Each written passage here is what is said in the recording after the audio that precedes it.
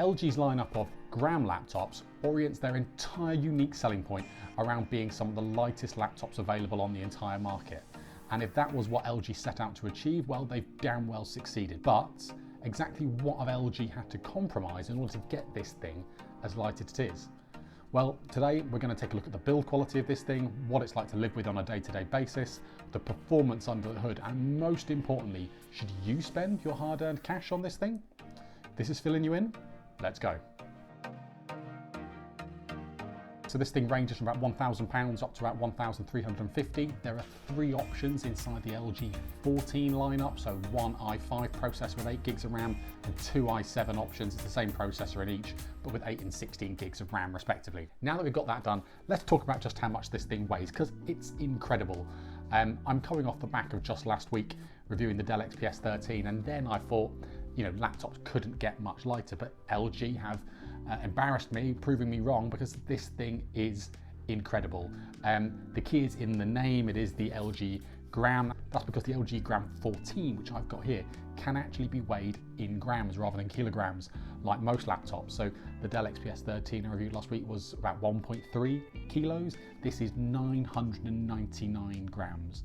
What LG have achieved here, purely just from a weight perspective, is utterly staggering, and they deserve to be congratulated for the engineering effort that they put into this thing.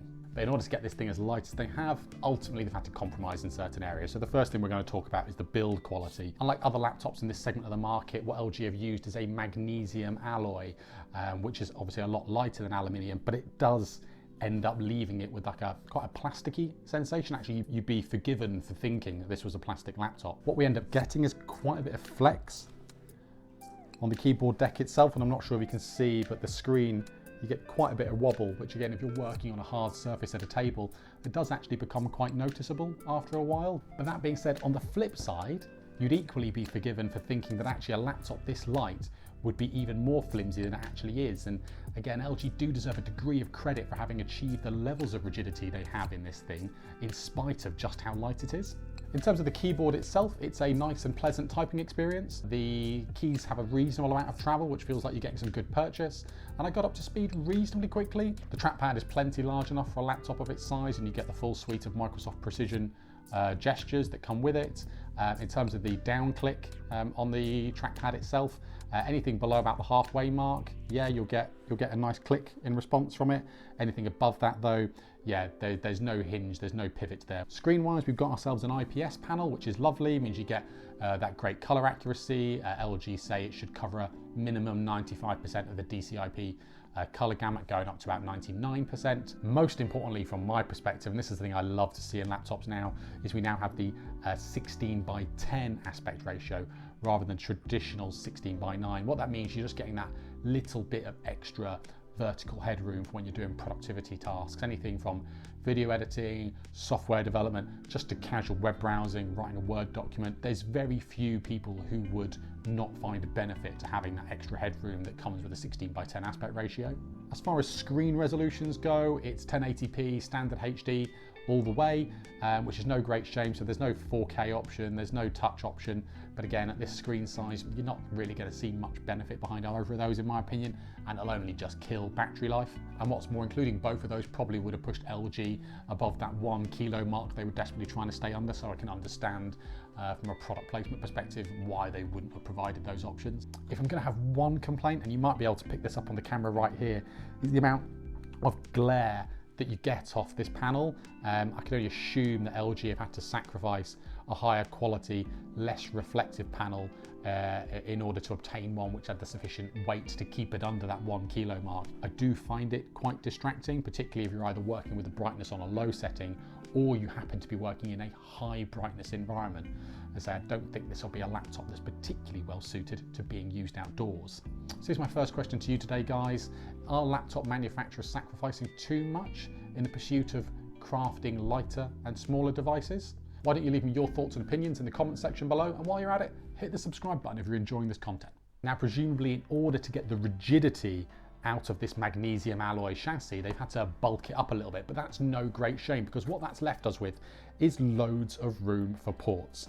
So on the left side of the device, we have ourselves a full-size HDMI port and 2 Thunderbolt 4 ports, which are both capable of charging the device. And on the other side of the laptop, we have a secure lock, an increasingly dying breed, 2 full-size USB Type A ports, which again, for other laptops that you typically see in this segment, this price range, those are typically being sacrificed in favor of more Thunderbolt 4 or just general USB-C ports.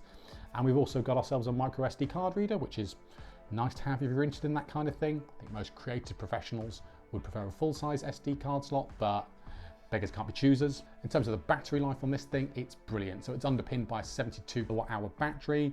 Using this for my day-to-day sort of corporate life, which is mostly using virtual desktops, I got a solid 9 hours out of this thing, which was much more impressive than the sort of 5.5, 6 hours I got out of the Dell XPS 13. And in terms of that USB-C charging, the device actually supports up to 100 watts of throughput. So this thing will charge really quickly, particularly if you get yourself an aftermarket charging brick. As far as the laptop speakers on this thing go, yeah, they're okay.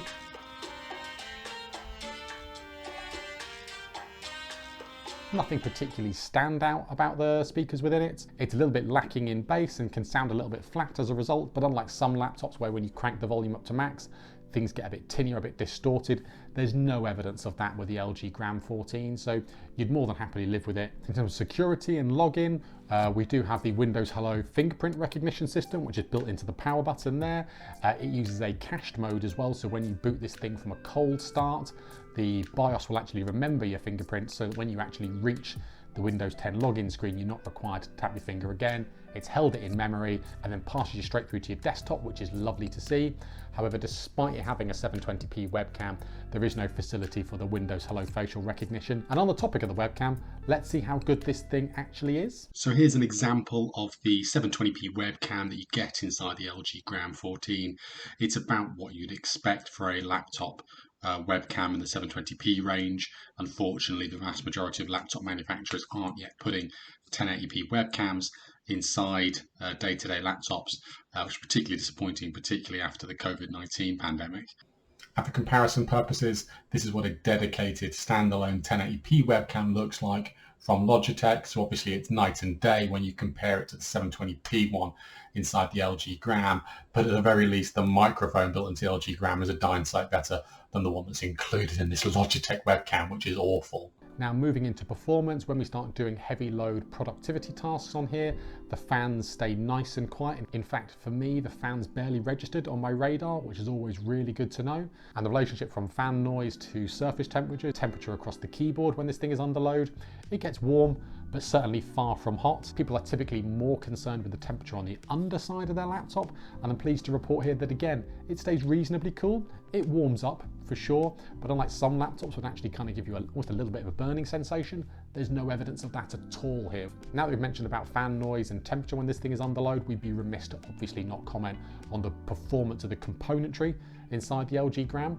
For me, it's not great news. In multi-core tests, this performed about 20% slower in Cinebench than the similarly priced Dell XPS 13, albeit that does have a more powerful processor, and the same results are effectively seen in Geekbench multi-core tests, where this thing was about 10% down on the Dell XPS 13. However, that CPU performance manifested itself even worse in the true real-world scenario. I ran a 6-minute 4K render on the LG Gram 14, and it took the better part of 50% longer than, again, the similarly priced Dell XPS 13.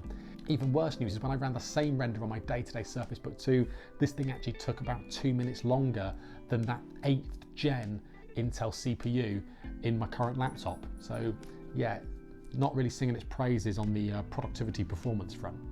Fortunately, when it comes to performance tests, that CPU differential we saw in multi-core and single-threaded doesn't bear any reality to graphical activity, and that's mostly as a result of the real step change that Intel have made with their Intel Iris Xe chipset graphics, which they now ship with all their 11th gen laptops. Results in the Geekbench GPU tests showed that there was no appreciable difference between the Dell XPS 13 and the LG Gram 14 that I've got here, and the same results bore fruit in Luxmark as well.